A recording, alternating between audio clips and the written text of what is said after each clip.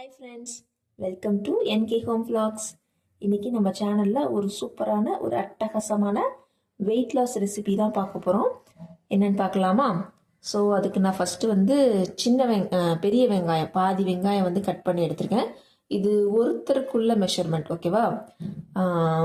பெரிய வெங்காயம் பாதி, ஒரு சின்ன சைஸ் தக்காளி, அப்புறம் ஒரு குக்கும்பர். இது வந்து லேட்டிவ்ஸ், க்ரீன் லேட்டிவ்ஸ் கிடைக்கும் மார்க்கெட்டில். அப்புறமா ஒரு முட்டை வேக வச்சு சின்ன சின்னதாக ப்ரோட்டீன்ஸ்க்காக கட் பண்ணி வச்சுருக்கேன்.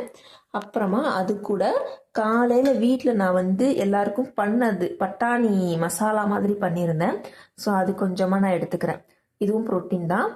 அப்புறமா அது கூட வந்து கொஞ்சமாக சாட் மசாலா, அப்புறமா கொஞ்சமாக உப்பு. இது எல்லாத்தையும் ஒரு பவுலில் மிக்ஸ் பண்ணிவிட்டு காமிக்கிறேன். எல்லாத்தையும் போட்டாச்சு. நான் வந்து இது கூட பட்டாணி சேர்க்கலை. பட்டாணி வந்து நான் தனியாக தான் சாப்பிட போகிறேன். அவ்வளோதான், ஃபுல்லாக மிக்ஸ் பண்ணியாச்சு.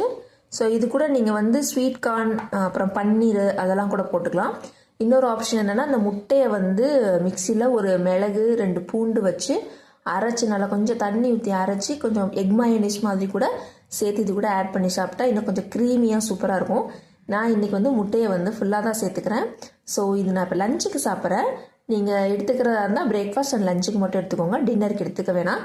ஏன்னா இதில் வந்து லெட்யூஸ் எல்லாமே கொஞ்சம் டைஜஷனுக்கு வந்து டைம் எடுக்கும். ஸோ அதனால வந்து நீங்கள் எடுத்துக்கிறதா இருந்தால் பிரேக்ஃபாஸ்ட் அண்ட் லஞ்சுக்கு எடுத்துக்கோங்க. சாப்பிட்டுட்டு தூங்காதீங்க. ஸோ ஈஸியாக வெயிட் லாஸ் பண்ணிடலாம். பாய், தேங்க்யூ.